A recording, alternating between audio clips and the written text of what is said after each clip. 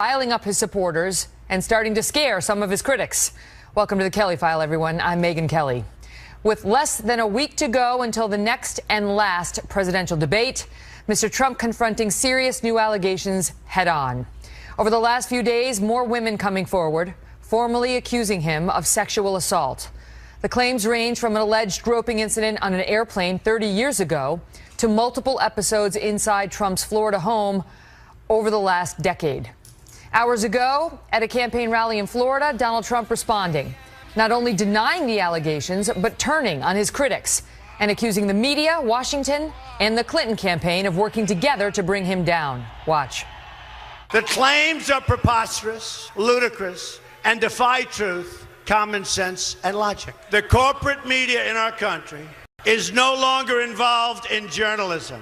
They're a political special interest. The Clinton machine is at the center of this power structure. Hillary Clinton meets in secret with international banks to plot the destruction of U.S. sovereignty in order to enrich these global financial powers, her special interest friends, and her donors.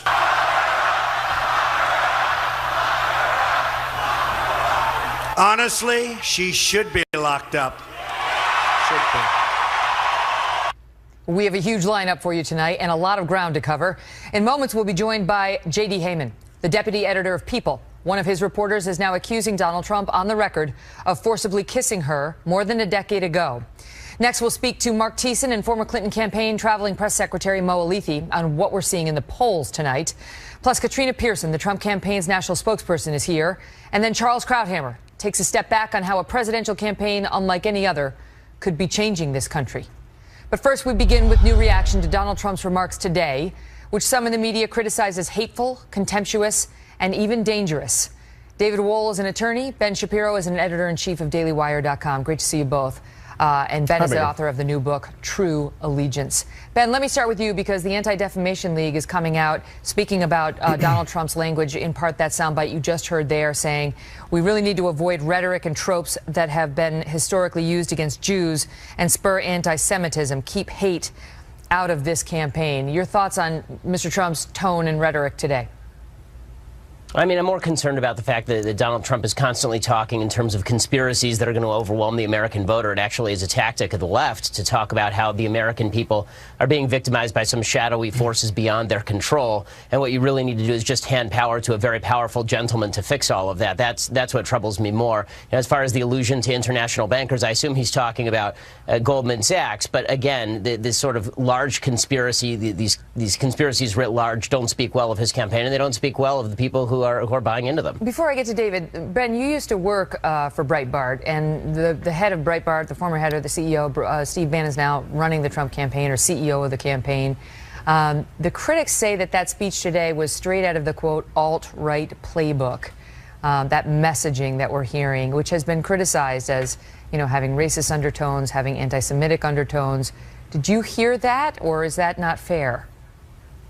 Well, I'm always hesitant to cite anti-Semitism as the rationale for rhetoric like that. I will say that, you know, Donald Trump's campaign and what he's been doing since he hired Steve Bannon has been sort of a burn-it-down mentality. This is no longer about winning an election. This is now about rallying a certain group of supporters in order to believe that Donald Trump is really being destroyed by some evil conspiracy that stabbed him in the back. He's creating a stabbed-in-the-back myth before he loses so that he can go back to those people and then market off them or declare victory even if he gets destroyed at the polls. What did you make of it, David? Because, you know, he's obviously feeling angry and feeling conspired against.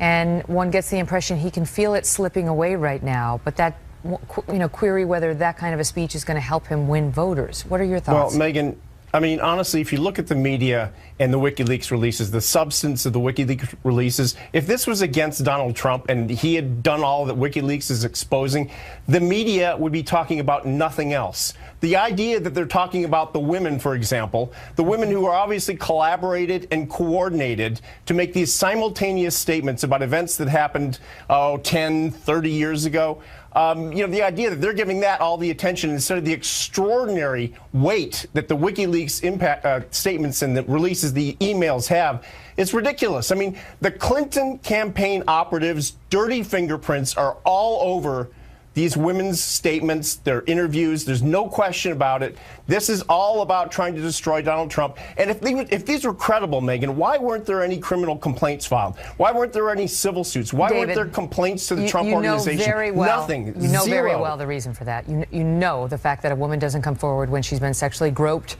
doesn't mean it didn't happen. Most women, but on an airplane, sadly, Megyn, on an move airplane, past it with an understanding that they likely will be attacked brutally if they come forward, especially against a powerful man. Megyn, they release. Okay, but that's one thing. But to release the statements 30 days from the election, when the WikiLeaks stuff is coming down on Hillary Clinton like a comet out of the sky, I'm sorry. I've got a big problem with that. Ben, you know, here on this program, we've covered WikiLeaks. That was our lead last night. We covered the Trump stuff, too, but we did 2 blocks on WikiLeaks before we even got to Trump. There is a point that the WikiLeaks news has been largely ignored by many media outlets. I mean, I agree that the WikiLeaks thing has been undercovered by the media. There's no question. But the idea that the media was never going to be against the Republican nominee, they weren't going to try and launch some sort of October surprise on the Republican nominee. I'm not sure what world we're living in anymore. I mean, yes, Donald Trump has been attacked by the media, but the person who's mainly responsible for stabbing Donald Trump is Donald Trump, who continues to stab himself in the chest with his own libido. You know, you do that for 20 years, and then you're surprised when somebody brings it up a month out from the election.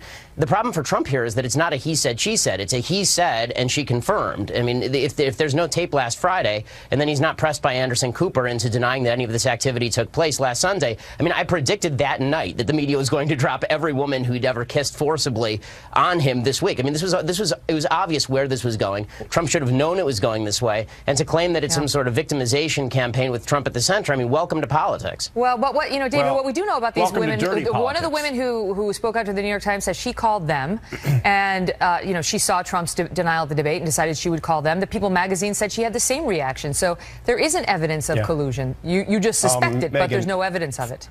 For them to all come out simultaneously in big media, right after he denied it at the debate. But Megyn, 30 years ago, I mean, there has to be some level of assessment of this, that she has no credibility. She had to have filed something. She said she was on first class on an airliner when Trump sexually assaulted, groped her, and nothing ever happened out of that. No one ever saw it. There were no witnesses. Absolute garbage, Megyn. You know, and look, David, can I just ask you, let me just ask you, was there a witness to Juanita Broderick?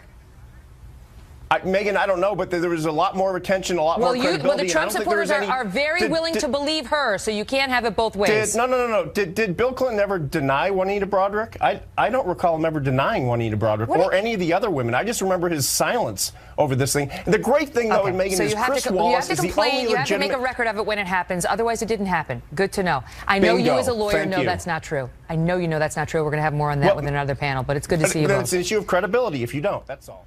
We also have brand new Fox News polls out tonight showing a big change in this race. In a 4-way contest, Hillary Clinton is now leading Trump nationally by 7 points. She had only a 2-point lead just last week. And that enthusiasm gap that has plagued Mrs. Clinton this entire race, it's apparently gone. Mark Thiessen is a Fox News contributor and American Enterprise Institute scholar. Mo Alithi is a former traveling press secretary for Hillary Clinton's 2008 presidential campaign, also founding executive director of Georgetown University's. I know it's too long. Let's talk about the polls. Let's just start with the enthusiasm gap there, Mark, that we just talked about. That was the thing. There it is, right there. That was the thing he really had over her. He used to have, look at that, 13-point advantage over her just October 3rd. And now she has a 3-point advantage over him on enthusiasm. Your thoughts? Well, it's hard to be enthusiastic about your candidate when he's constantly imploding in front of you. I mean, if you just look at what's happened in the last few weeks, Donald Trump, just the last few weeks, Donald Trump had a terrible first debate with Hillary Clinton where he constantly interrupted her. Then he spent days attacking Miss Universe, tweeting out at 3 a.m. about her sex tapes. Then a video emerges about him bragging about groping women. Then he spends days attacking Republicans who distance themselves from him because of his bragging about groping women. And the result is he's going down in the polls. He's gone down 12 points among women age 45 and over, 10 points among suburban women, 7 points among white women with college degrees, down 6 points with GOP women. The only thing that's shocking is that it hasn't gone down further.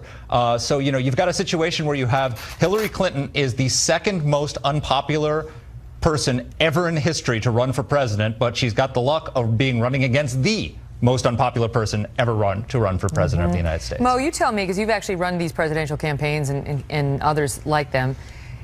What are we seeing? I mean, do you anticipate that Trump is seeing some internal numbers that are even worse than these, and that's causing him to lash out like we're hearing? Because we just got numbers today from Bloomberg on Pennsylvania.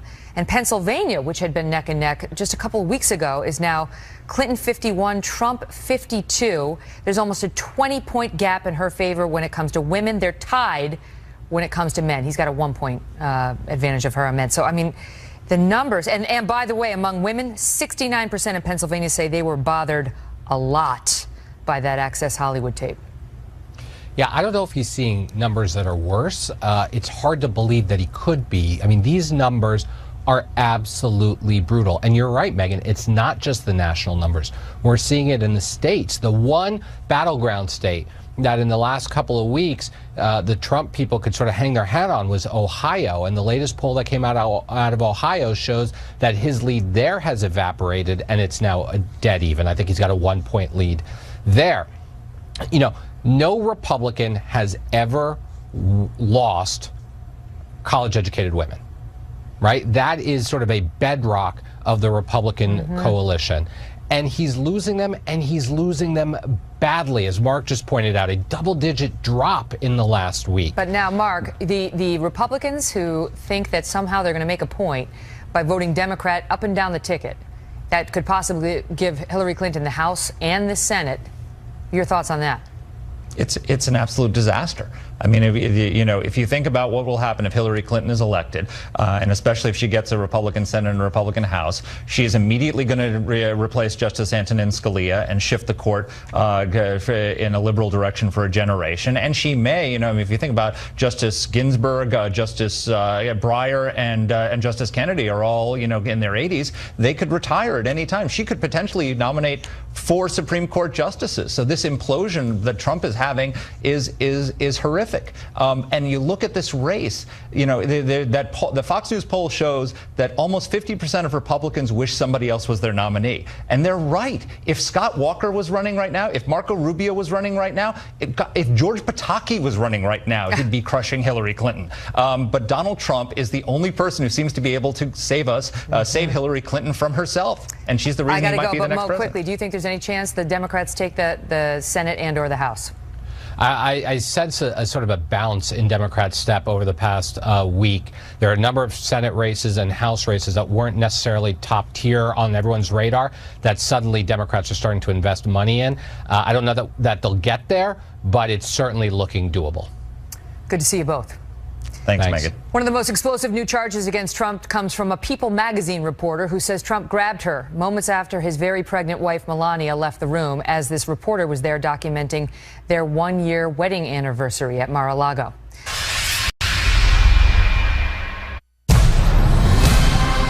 Breaking tonight, just hours after the New York Times reported on 2 women who claim they were touched inappropriately by Donald Trump.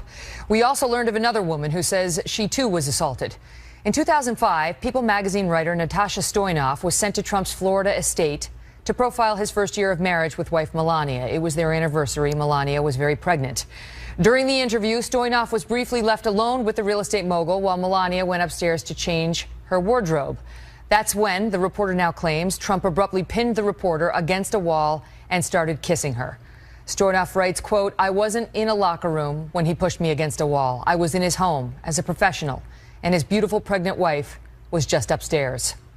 Those accusations are now being addressed by Trump, who adamantly denies the charges. Why didn't they make it part of the story?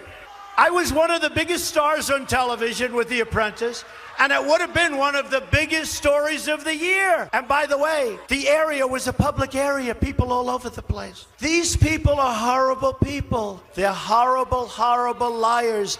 And interestingly, it happens to appear 26 days before our very important election. Isn't that amazing? Joining me now, People magazine deputy editor J.D. Heyman. J.D., thanks for being here. So Natasha Stoynoff writes this story now, coming out with her story. And first, let me ask you, did you know about this prior to her writing it? Only very recently. I hadn't known it at the time. We didn't work together at the time. This was something she kept very private. What made her want to write it now? Well, as you said at the top of the hour, very clearly, the release of the tapes, the Bush tapes, the Access Hollywood conversation, and then what crystallized it for her was when Donald Trump responded to a question at the presidential debate and said that he had never touched or kissed a woman without her consent. And I think that made her very determined to tell her tale. What about earlier in the campaign, JD? You know, his treatment of women has been an issue for a long time. Why didn't she come forward earlier? Well, I think the reasons are the reason why any woman doesn't come forward. I mean, she has felt a great deal of shame, fear. She was not a public person in that way. She's not a political person. It bothered her. It increasingly did bother her. But until he actually said those words that we all heard on the tape, she thought that, you know, she might have been an isolated case. She doubted herself. Hearing that articulation of what he said was his behavior confirmed for her that this was, as she says, his modus operandi with women. And that was, I think, bizarrely a relief to her. And then when she heard him say, no, I've never done this, that was, I think, in a way, a call for her to speak her truth. She writes about it in the piece saying, like many women, I was ashamed and blamed myself for his transgression. I minimized it. It's not like he raped me. I doubted my recollection and my reaction. I was afraid that a famous, powerful, wealthy man could and would discredit and destroy me, especially if I got his coveted People feature killed. Today we heard from Trump on Natasha Stoyanov, who he knew fairly well. She'd been covering him, she says, for quite a bit when this happened. And this is what he said about her. Listen. Take a look. You take a look. Look at her. Look at her words. You tell me what you think. I don't think so. I don't think so. Do you think that's a reference to her appearance? I think it's hard to mistake what that's a reference to. And I would say to your guest at the top of the hour as to why women don't come forward, I think that's a pretty good illustration of why she felt she couldn't come forward. Do you think she's going to come out and speak publicly on camera? Listen, you know, I don't really know. I think this has been a very difficult journey for her. I think that she, you know, she is a journalist. She is a professional. She works very hard at her job. She had something happen to her that was very upsetting, and this is a new role for her. I don't think that she feels quite comfortable being exposed. I think if you asked anybody in that kind of position what that exposure feels like, it's not easy. And, you know, I just want to underscore, because this had been discussed earlier, she had no awareness. We had no awareness of other women's stories. There's no coordination with anyone. This is a person we worked with and we care for. No one reached out to you from the Clinton campaign? No, absolutely not. Absolutely not. We're not a political magazine. We don't have an ideology. Yeah, it's People magazine. You want to sell magazines. You don't want to pick a side in a presidential election. I understand that, well, JD. no, absolutely. And by the way, Mr. Trump has been covered pretty glowingly by big media for many, many years. So I think that's a strange thing to say. This was one person's story, and it was a story we thought was important to tell. Thank you for being here. Thank you for having me. Joining me now, Katrina Pearson, Trump campaign national spokesperson. Katrina, I mean, you tell me, why would this woman at great harm to herself come out 11 years later and make an accusation like this and make it up out of whole cloth? Well, Megyn, I'm not going to sit here and to pretend to know anyone's motive for doing anything that they do. But what I will say, the question is 26 days before an election, and they all have the exact same answer, and it was, oh, well, it was the debate. And I'm just not buying that. Mr. Trump has denied this. The witness that she herself has named has come out and denied this publicly, said that that never happened. Mr. Trump has never treated a woman that way in his presence. It would never put him in that position butler who walked to even in on deal them? with anything like this. Is that absolutely? Yeah, but she doesn't say the butler saw Trump, is in her words, trying to shove his tongue down her throat. And she goes on to talk about how then they went back, they sat on the sofa. Trump looked at her and said, have you ever been at Peter Luger's for steaks? I'll take you. We're going to have an affair. I'm telling you. He referenced the infamous cover of the New York Post during his affair with Marla Maples and said, you remember? Best sex I ever had. It's very detailed. I mean, I'm not saying it's true. I don't know whether it's true or it's not true, but it's certainly very detailed, is it not? Well, I mean, just like within the last hour, Megyn, one of the other women has already changed her story. So, no, it's definitely not true or true. Mr. Trump has denied this. I take him at his word for this. But this why is don't you something take him that at his happens in word on the political bus where he campaigns. said he does do this? Because that was on a Hollywood Access bus. He was with another guy in private doing what guys do in a machismo way, whether you like it or not. That's how that happened. Yeah, but they were the fact that they were having a private conversation leads many to believe what he said was true. That this is guy to guy, and Trump saying, Megyn, I can't even control myself. I just kiss him without even asking. Girls. But two guys that are talking about girls one-upping each other, making each other laugh, that's a little bit different. It's not like they were sitting there plotting on how to actually go about doing it. That's completely different. Listen, but in this case, Mr. Trump has denied these allegations. He's denied them all. And I want to say this. We don't know whether they're true. We don't have time to adjudicate these matters one by one before Election Day. But that's exactly my point, Megyn. We don't have time to adjudicate these. And Trump finds himself in an impossible position because all he can do is say it's not true, and we're not going to have an adjudication. Except the American people, they're a little bit smarter than that, simply because this did happen on the exact same day WikiLeaks has come out. We have found out so much of the corruption and the lies and collusion between the Clinton campaign and the media, as well as the banks, that they don't want to talk about this. The media doesn't want to talk about this. Megyn, tonight I'm here in North Carolina. Remember that hurricane that came through? 23 people died. The Trump Women's Tour has left the campaign this week because people are hungry here. Food banks are trying to feed 600 families this week, and the rivers still haven't receded. So we have a problem in the United States, and our countrymen don't even know that the people of North Carolina need help because they're so focused on what Hillary Clinton wants to allege about Donald Trump. It's disgusting. Katrina, it's good to see you. Thanks for being here. Great to be here, Megyn. Thank you. So the string of accusations being made against Trump are raising new legal questions about some of these cases could actually be considered criminal sexual assault.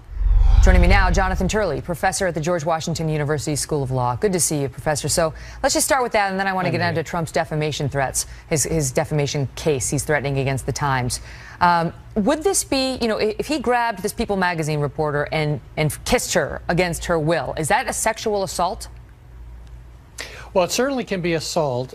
Usually state laws like California refer to touching intimate parts. It can be breast or buttocks, but it can be the level of sexual assault is relatively low.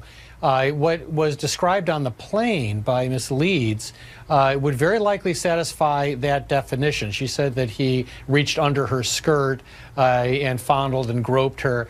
That type of thing would satisfy the definition for sexual assault. But that happened 30 years ago and would be outside the statute of limitations. Well, it would be under the interesting thing is it's outside statute of limitations for a civil suit by Leeds. It actually is not outside statute of limitations under the criminal side because it occurred on an airplane, and federal law doesn't have a statute of limitations that I know of for that particular offense. Now, it wouldn't make a very good case to prosecute because there weren't any witnesses, contemporary objections. Right. This is not something that would likely occur. But he's got to be very, very careful. He can tweet himself into litigation. These women certainly have seen the statute of limitations expire. But if he attacks these women, they can allege defamation of their own. And he could find himself as a defendant in these cases. So let's talk about that, because he's coming out. Trump is a litigious man. And, he says that's protected his business. People are afraid to come after him because they think they're going to get sued. And indeed, they might. The New York Times might get sued. But that move by Trump, and he sent a threatening letter to the Times, which first broke the news of these two women. One who says, a 22-year-old secretary says he grabbed her and kissed her in the lobby of Trump Tower, and one who said he groped her 30 years ago on a plane. That case would be fraught with peril for Trump. Explain. Well, first of all, there is a point where litigious becomes frivolous. And when you file frivolous lawsuits, you can be hit by sanctions. I don't see the basis for suing the New York Times. Ironically, it was the New York Times that was the plaintiff in New York Times versus Sullivan, which set the standard for defamation. Which basically means you cannot sue a public figure. A public figure cannot sue for defamation unless you can prove the person was out to get him and consciously, printed something that was false. But the thing is, the Times would turn around and seek so much discovery against him because it can defend itself with the defense that this was true. So it's going to try to prove that this was true. Oh, would it be a field day for the New York Times? The New York Times is reporting correctly that women had accused a presidential candidate of sexual assault. Now, that's news on any level. I mean, you can't argue that that's not news. Now, they weren't saying that these are true. They were reporting something that's very significant. Now, Mr. Trump has every right to say that didn't happen. Right. These things happened 30 years ago. But to say that the New York Times shouldn't report that is a bit odd. Now, you can question the timing. I can see that. But to suggest that a newspaper should be sued for reporting something of that kind is very disturbing. The Times is welcoming it. They want him to sue. And Yeah, here we clear, are, yeah. 26 days out. Great to see you, Professor Turley. Thanks, Megyn. As we've mentioned, we've seen already some troubling things in this White House race. It's going to a much darker place for both sides in just the last few weeks. Charles Krauthammer is here on how this race may be changing this country. Stay tuned. And you know who I'm talking about back there. You should be New reaction tonight to how the media is handling the latest sexual misconduct accusations against Donald Trump. Trump's supporters are slamming the allegations and their timing and defending the nominee. Joining me now to discuss it, Monica Crowley, Fox News contributor and former foreign policy assistant to President Nixon. Kat Timpf, National Review reporter and a contributor to the Greg Gutfeld Show on Saturdays at 10 p.m. And Crystal Ball, a Clinton supporter and senior fellow at the New Leaders Council. Great to see you all. Monica, you've been such a defender of Trump's all along, and yet also a defender of women. And so I'm very curious as to your take on this. I mean, you have at least 6 women now coming forward on the record. And do you think it was all coordinated? Do you believe that? Well, presidential campaigns have always involved some October surprises to try to derail other candidates. I mean, that's just the way the game is played, whether you like it or not.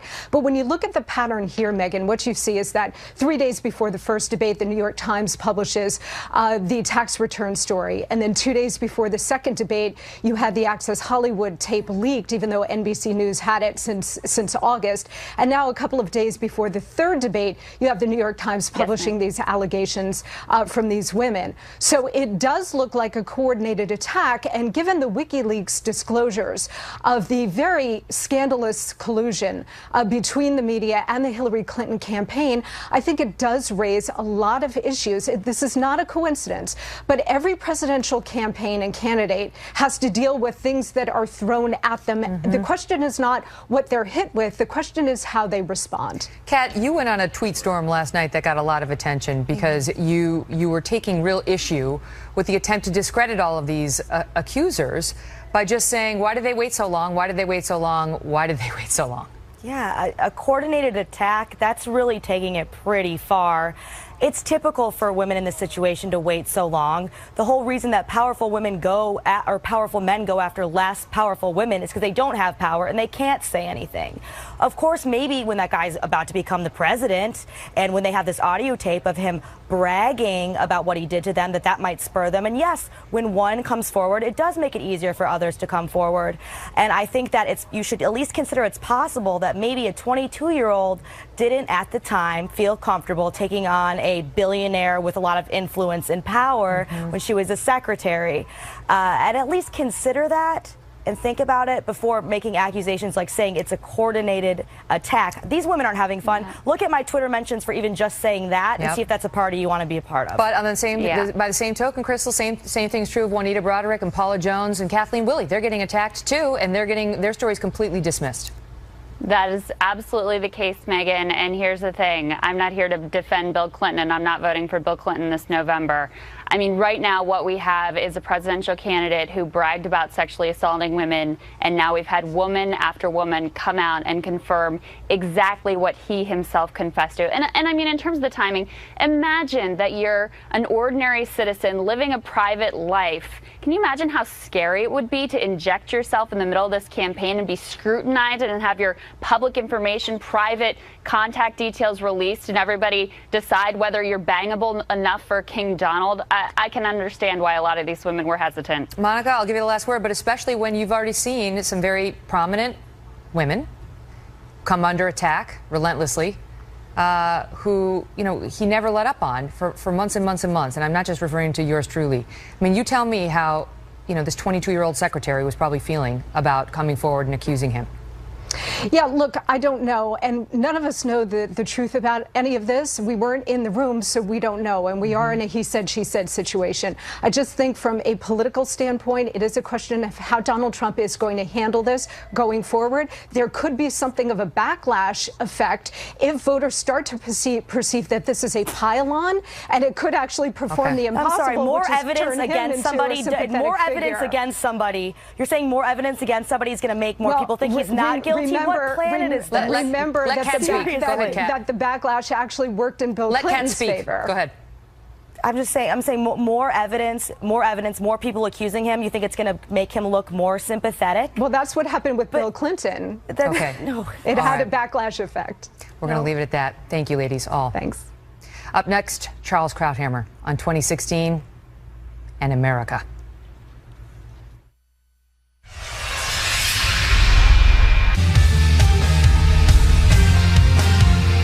As we've been discussing tonight, over the past couple of weeks, we've already seen a troubling White House race go to a much darker place on both sides. While the critics have had a field day with Trump supporters and his treatment of women, the Clinton campaign has some serious issues of its own, including questions about her honesty, her foundation, and how her team views people of faith. Joining me now, syndicated columnist and Fox News contributor Charles Krauthammer. Charles, good to see you. And if there's one thing I hear from people more than anything else on the streets these days, it's that they just feel disgusted, that they can't wait for this thing to end, and they feel low. They feel grossed out by the state of our electoral politics. Do you think it's particularly bad this time, this year? Well, it is particularly bad. This is I would say, the lowest, least honorable political campaign I've seen in 35 years. But the good news is that it is reflected in the fact that these are the two most unpopular candidates in American history. There is a sense in the country that this is particularly bad. It would be worse if that weren't true. Mm-hmm. And I think what you have also is on two sides the worst of our politics. With the Clintons and what we're seeing in the emails is mostly inside the baseball, but it shows the utter rank cynicism of Hillary Clinton, and that's one of the reasons her ratings are so low. On the Trump side, it's now gone way beyond cynicism into squalor. That's really where we are. And he's insisting on bringing down the House upon him like Solomon, meaning bringing her down, her husband down, the Republican Party down. This is an all-out fight of a man with his back against the wall. And you are right. After a day or two of this, people feel they want to take a shower. Mm-hmm. But I would tell you, this does not, there are going to be people who are going to draw historical lessons from this. I think not. This is an example of what can happen in a celebrity-soaked culture, in a place where reality television has such a great influence.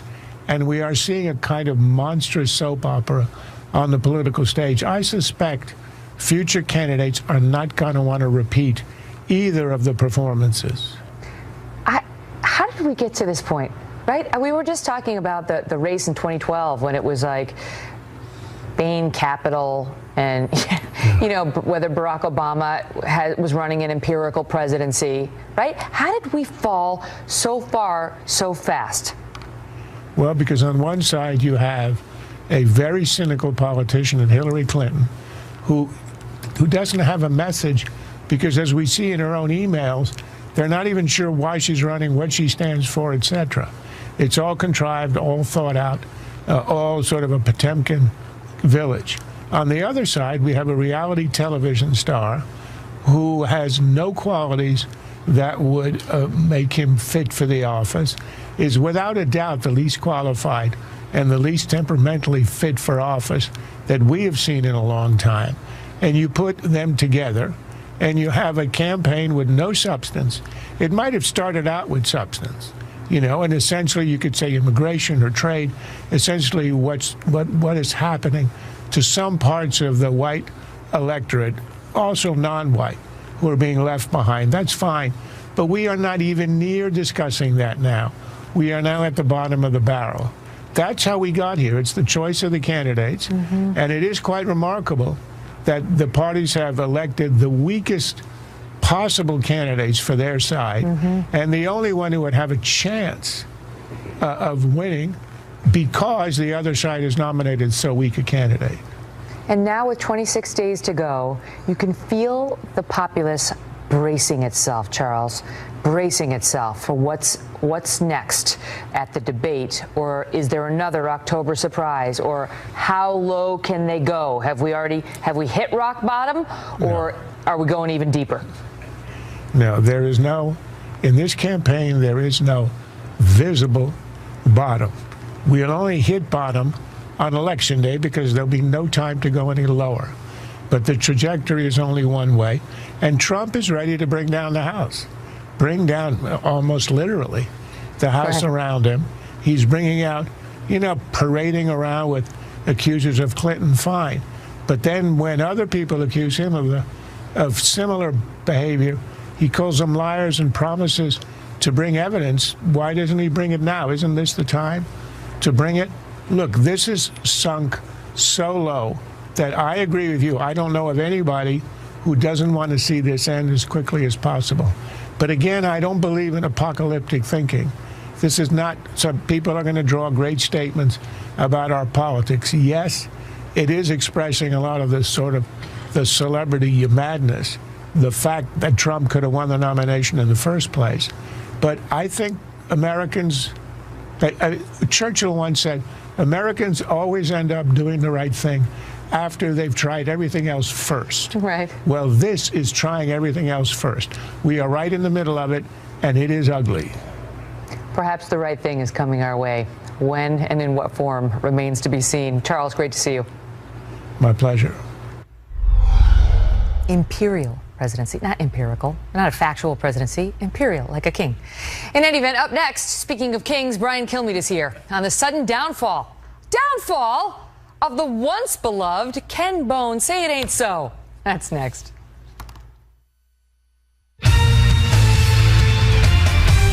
We have one more question from Ken Bone about energy policy. Ken? What steps will your energy policy take to meet our energy needs while at the same time remaining environmentally friendly and minimizing job loss for fossil power plant workers? With that one question, Ken Bone went from audience member at last week's debate to instant media star. But in a tale as old as time, it wasn't long before the hero became the villain. Brian Kilmeade, co-host of Fox & Friends, is here on the rise and fall of Ken Bone. Brian? This isn't an easy story for me to do, but someone has to do it. Crowdhammer wouldn't grab it. All right, let's start with the backstory. Cue the music. Ken Bone gets the word that he's needed for the audience. Yes, he's an undecided voter, and he's one of 40 to make the cut. 67 million people will be watching. Ken knows exactly what he's going to wear. He's going to be the olive green suit. The problem, he has gained 75 pounds since that picture. Oh. He rips the seat of the pants off the suit. Oh. Ken needs his second best outfit. There's only one stop to go, one place to go, Kohl's, where he gets a sweater that almost fits him. It's a red sweater, and he pulls it over and quickly jettisons himself to the studio, where in that red sweater, he sits for 1 hour. For 1 hour, he sits and waits for his moment, and then suddenly, it happens.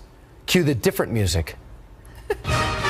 He would take the energy topic, and suddenly America would fall in love with the man with the square-like, boxy-like figure and a unique look. He'd have the instant fame of a Kardashian. He would do interview after interview, and suddenly he'd have a sponsorship deal. How do I know?